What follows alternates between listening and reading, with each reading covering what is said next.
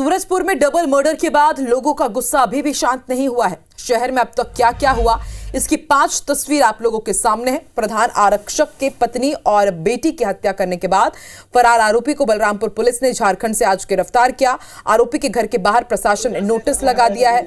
आरोपी ने अवैध कब्जा कर मकान बनाया था। कुछ दिन के बाद प्रशासन बुलडोजर की भी कार्रवाई कर सकती है। इधर आरोपी की गिरफ्तारी के बाद लोगों की भीड़ कोतवाली थाने के बाहर जुट गई। एसपी ने बताया कि आरोपी से पूछताछ की जा रही है। हालांकि ये बात अभी तक सामने नहीं आई है कि किस थाने में पूछताछ हुई है। मुख्यमंत्री विष्णुदेव साय को पल पल का अपडेट दिया जा रहा है। सीएम ने कहा है कि कानून को लोग अपने हाथ में ना लें। शासन और प्रशासन की नजर सूरजपुर पर बनी हुई है।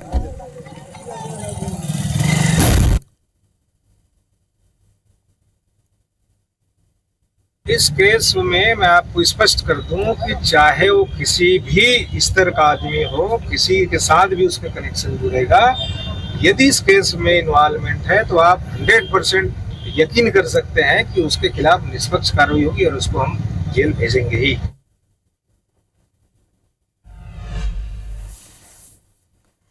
तो प्रधान आरक्षक की पत्नी और बेटी की हत्या के मामले के मुख्य आरोपी कुलदीप साहू को गिरफ्तार कर लिया गया है और इसका इतिहास आपराधिक रहा है। मोस्ट वांटेड आरोपी कुलदीप साहू 17 साल की उम्र में अपराध की दुनिया में कदम रख चुका था, जिसमें सबसे पहले अपनी वाहन को एक व्यक्ति पर उसने चढ़ाया। 17 साल की उम्र में ही ये अपराध की दुनिया का कुख्यात आदमी बन चुका था। सरेरा इसने एक व्यक्ति पर गाड़ी चढ़ाने से अपने क्राइम की दुनिया की शुरुआत की थी और बताया जा रहा है कि 5 साल में इसके ऊपर 2 दर्जन से ज्यादा मामले अब तक दर्ज हो चुके हैं और इसमें डकैती, लूटपाट, मारपीट, चोरी, नाबालिग का अपहरण कर हत्या का प्रयास, आर्म्स एक्ट, सरकारी संपत्ति को नुकसान जैसे गंभीर मामले शामिल हैं। इसके अलावा कुलदीप के परिवार के दूसरे सदस्यों पर भी कई मामले दर्ज हैं और इससे समझ जा सकता है कि कुलदीप का इतिहास काफी आपराधिक रहा है। जिला बदरिया आरोपी था और उसके बाद अब इसने डबल मर्डर किया है।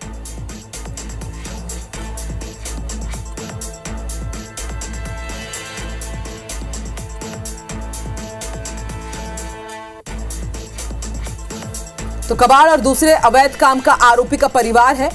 कुलदीप के परिवार का आपराधिक इतिहास भी हम आपको बता रहे हैं। कुलदीप के पिता और चाचा भी जेल जा चुके हैं, यानी कि न सिर्फ कुलदीप, उसके पिता, उसके पूरे परिवार का क्रिमिनल रिकॉर्ड सामने आया है। कुलदीप का चाचा भी फिलहाल जेल में ही बंद है। कल कुलदीप के चाचा के गोदाम में भी आग लगा दी थी रहवासियों ने। कुलदीप का बड़ा भाई भी जेल में ही बंद है।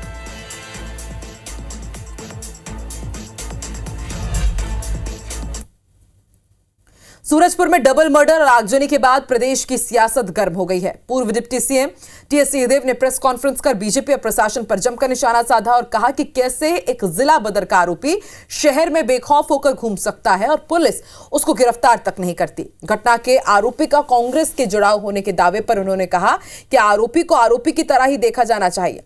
मामले पर सीएम विष्णुदेव साय ने कहा कि शासन प्रशासन की नजर सूरजपुर पर बनी हुई है, लोग कानून को अपने हाथ में ना ले।